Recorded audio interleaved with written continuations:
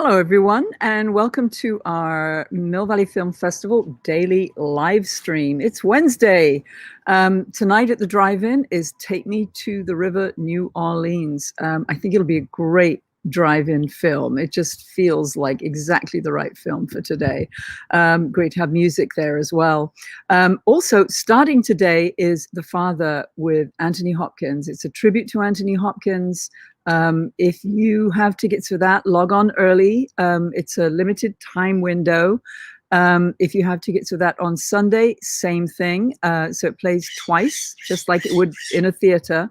And yeah, it's a tribute to Anthony Hopkins. So stay there for that. With the other conversations that are going on, Kate Winslet, Judi Dench, Sophia Loren continue.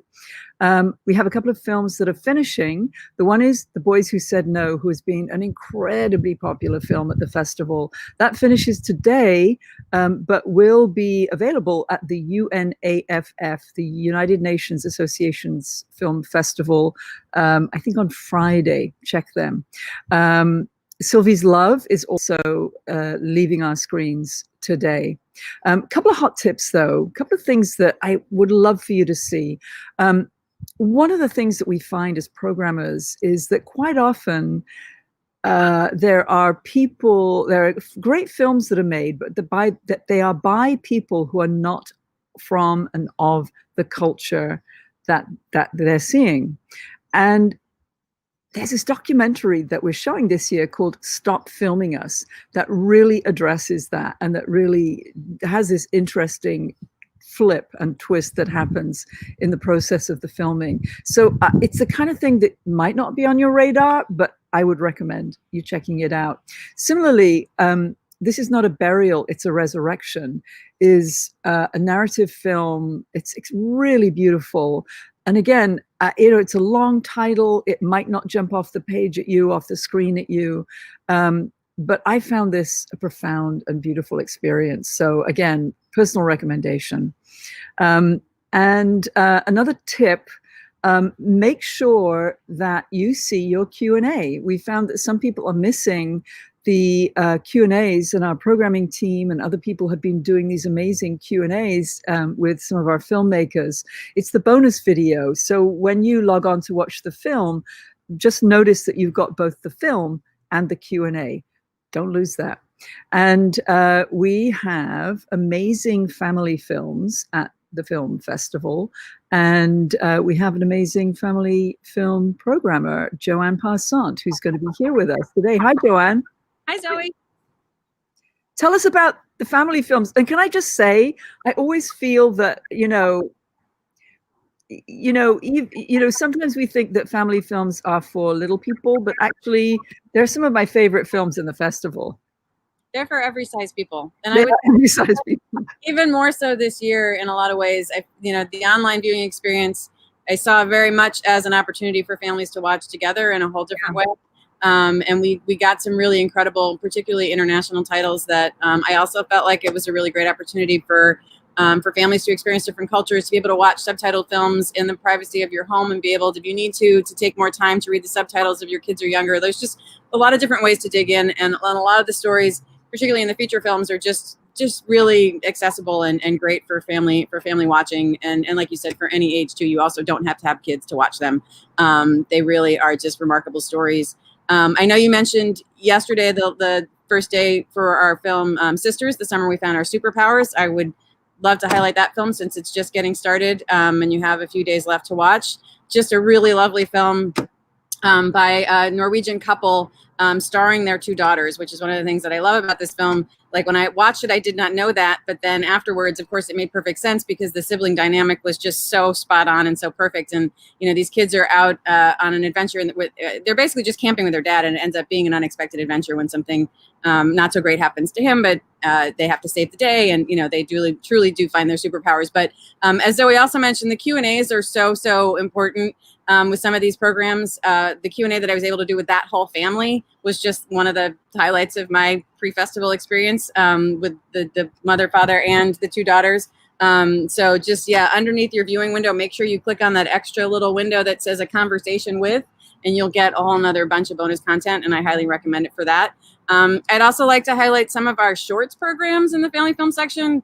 Definitely, we have so many great shorts, but our Viva Los Niños program, which is part of our Viva El Cine initiative, has films from all over, from Cuba, Colombia. We have 3 different films from Colombia, a couple from Argentina, from Chile, from Mexico. Just this really great collection. And we have a lot of Q&As with that program, including a very extensive Q&A if you're interested in Spanish with the 3 Colombian filmmakers, moderated by another Colombian filmmaker who we featured in the Viva Los Niños program last year. And it's just so, and the one difference with the shorts programs, I should point out too, the Q&As are actually, the way that the programs are built, are at the end of the program. They're not actually in the bonus content window. So if you're watching our shorts programs and want to catch the Q&As, which I highly recommend, just follow through to the end. You can actually catch those at the end of the program. You can also, there's a special little button that I discovered the other day. If you're watching shorts programs, on the bottom right of your screen, you can actually jump through to see different shorts. And there's a little button, the little icon that has 3 lines and 3 dots. If you click on that, you'll see a whole playlist of your program. You can jump around and see whichever shorts you want, though of course they've been curated in a very specific order. But if you want to see what Q&As are there, they're also listed in the playlist in the description of every program. Joanne, is Viva Los Niños, is that in Spanish or in English? So Viva Los Niños, those programs are in Spanish with English subtitles or nonverbal. So they're accessible for anyone to watch. But like I said, just want to point out, we do have that one extended Q&A with 3 different filmmakers that's entirely in Spanish if you would like to check out the authentic Spanish content. There's also several Q&As that are all in English, and one that is translated with the filmmaker in Argentina. So there's a lot of great content. And then of course, I would also like to point out our 5 at 5 breakout program is our youth shorts. Not to be missed, all of the incredible films that are being made by filmmakers 18 and under. We've got them from all over, from Mill Valley and all the way out to India and Hong Kong. Really incredible selection. All also, I should add, curated by our young curators, which is a group of teens that come together over the summer in our summer film program and watch over 200 submissions and then decide on the very few that make the cut that they want to see in the festival. And those are the films that you will see in that program.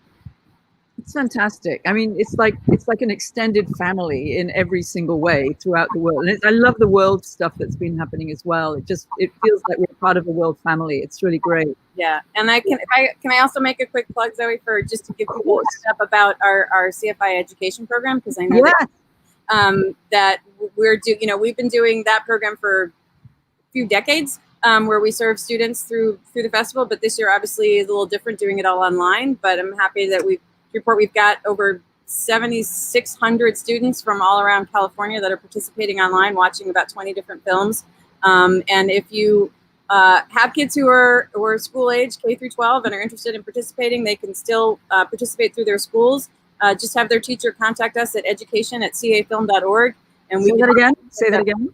Education@cafilm.org. Just send us an email, say you want to find out more information, and we will happily share it with you. That would be great. That would be great. Yeah, and it's and also, if you want to support CFI education in another way, we have an amazing matching grant opportunity. I've mentioned it before. Here's the deal. Take a selfie at any location where a movie was shot in Marin, post it, and include the tags at Marin Magazine and at CFI Education. Post it on Instagram. And every time you take a selfie at one of those places, you earn us $100 towards this matching grant challenge. If you do it in costume, you'll earn us $200. Okay, so we've got $3,200 pledged. We need 68 people or 34 people in costume to post selfies, tagging at Marin Magazine and at CFI Education. A couple of places. The Fog was filmed in Point Reyes Station. The Birds was filmed in Bodega Bay. So if you're around there, take a selfie, post it. Help us reach this $10,000 match. And thanks for joining us, and we'll see you again tomorrow.